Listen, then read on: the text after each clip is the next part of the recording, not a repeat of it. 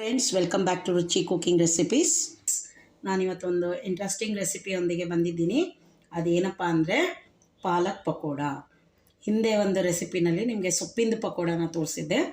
ಇವತ್ತು ಬರೀ ಪಾಲಕ್ ಸೊಪ್ಪಿಂದಲ್ಲಿ ಮಾಡೋದನ್ನು ತೋರಿಸ್ತಾ ಇದ್ದೀನಿ. ಅದಕ್ಕೆ ಒಂದು ಅರ್ಧ ಕಂತೆ ಅಥವಾ ಒಂದು ಕಂತೆಯಷ್ಟು ಪಾಲಕ್ ಸೊಪ್ಪನ್ನು ತೊಳೆದು ಸಣ್ಣಗೆ ಹೆಚ್ಕೊಳ್ಳಿ. ನಂತರ ಒಂದು ಸಣ್ಣ ಈರುಳ್ಳಿಯಲ್ಲಿ ಉದ್ದುದ್ದ ಸ್ಲೈಸ್ ಪಕೋಡಾಗಿ ಮಾಡ್ತೀವಲ್ಲ ಆ ಥರ ಮಾಡ್ಕೊಳ್ಳಿ.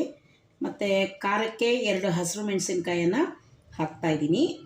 ನಂತರ ಸ್ವಲ್ಪ ಕೊತ್ತಂಬರಿ ಕಾಳು, ಎಲ್ಲ ಒಂದೊಂದು ಚಿಟಿಕೆ ಅಷ್ಟು ಕೊತ್ತಂಬರಿ ಕಾಳು, ಸ್ವಲ್ಪ ಜೀರಿಗೆ, ಮತ್ತು ಆ್ಯಸ್ ಯೂಶುವಲ್ ನಾವು ಎಲ್ಲ ಪಕೋಡಕ್ಕೆ ಹಾಕೋ ಹಾಗೆ ಒಂದಿಷ್ಟು ಅಜ್ವಾಯಿನ ಇಟ್ಕೊಂಡಿದ್ದೀನಿ. ಮತ್ತು ಇದಕ್ಕೆ ನಾನು ಬಳಸ್ತಾ ಅಂತ ಇರೋ ಹಿಟ್ಟು ಗೋಧಿ ಹಿಟ್ಟು. ಕಡಲೆ ಹಿಟ್ಟಲ್ಲಿ ಮಾಡ್ತಾಯಿಲ್ಲ, ನಾನು ಗೋಧಿ ಹಿಟ್ಟಲ್ಲಿ ಮಾಡ್ತಾಯಿದ್ದೀನಿ. ನಾನು ಅದಕ್ಕೆ ನನಗೆ ಸಾಯಂಕಾಲಕ್ಕೆ ಒಂದು ಬೌಲ್ ಅಷ್ಟು ನಾನು ಗೋಧಿ ಹಿಟ್ಟನ್ನು ತೊಗೊಂಡಿದ್ದೀನಿ. ಇದು ಮಾಮೂಲಿ ಗೋಧಿ ಹಿಟ್ಟೆ. ಅದಕ್ಕೆ ತಕ್ಕಂತೆ ಮತ್ತು ನಾನು ಒಂದು ಸ್ಪೂನು ಕ್ರಿಸ್ಪಿನೆಸ್ಗೋಸ್ಕರ 1 ಸ್ಪೂನ್ನಷ್ಟು ನಾನು ಕಾರ್ನ್ಫ್ಲೋರನ್ನು ಬಳಸ್ತಾ ಇದ್ದೀನಿ. ಇಷ್ಟನ್ನು ಬಳಸ್ಕೊಂಡು ಒಂದು ಒಳ್ಳೆ ಸ್ನ್ಯಾಕ್ಸ್ ರೆಸಿಪಿಯನ್ನು ಮಾಡೋದು ಹೇಗೆ ಅಂತ ನೋಡೋಣ ಬನ್ನಿ.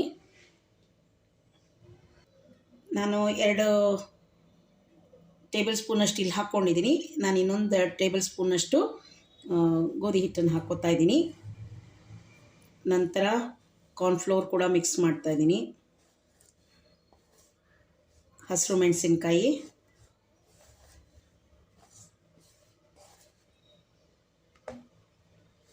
ಅಜ್ವಾಯಿನ ಹಾಗೆ ಕೈಯಲ್ಲೇ ತಿಕ್ಕಿ ಹಾಕಿ ಫ್ಲೇವರ್ಗೋಸ್ಕರ ಹಾಕ್ತಾ ಇರೋದು, ಜೀರಿಗೆ ಮತ್ತು ಕೊತ್ತಂಬರಿ ಕಾಳು,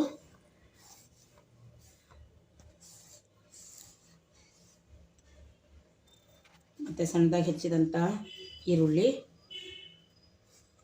ಆಮೇಲೆ ಪಾಲಕ್ ಸೊಪ್ಪು.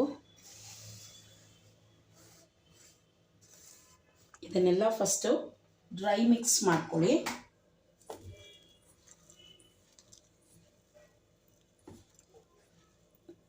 ಹಿಂದಿನ ಸತಿ ನಿಮಗೆ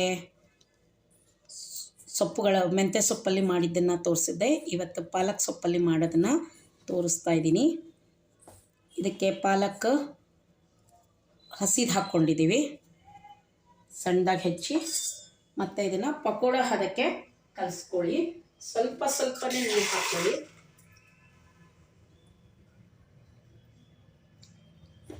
ಸ್ವಲ್ಪನೇ ಹಾಕ್ಕೊಳ್ಳಿ. ಪಕೋಡ ಹದಕ್ಕೆ ಗಟ್ಟಿಯಾಗಿ ಕಲಿಸ್ಕೊಳ್ಳಿ.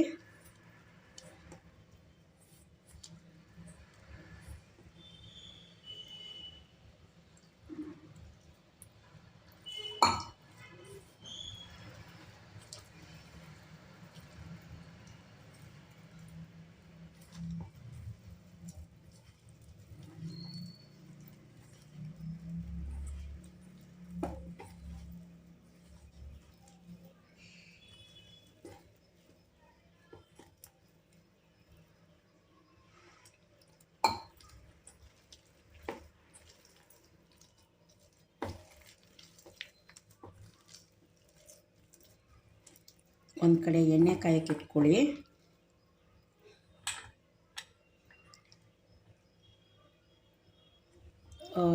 ರುಚಿಗೆ ತಕ್ಕಷ್ಟು ಉಪ್ಪನ್ನು ಹಾಕ್ಕೊಳ್ಳಿ.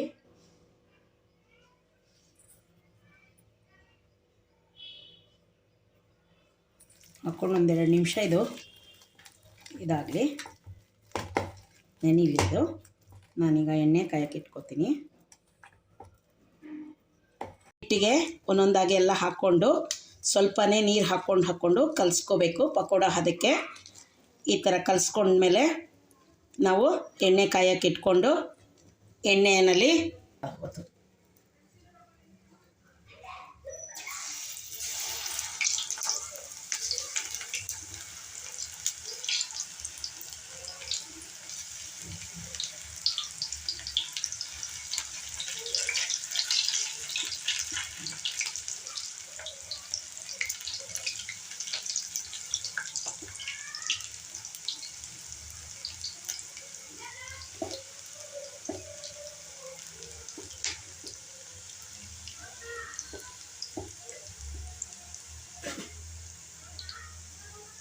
ಫ್ಲೇಮ್ನಲ್ಲಿ ಇಟ್ಕೊಂಡು ರೋಸ್ಟಾಗಿ ಬೇಯಿಸ್ಕೊಳ್ರಿ.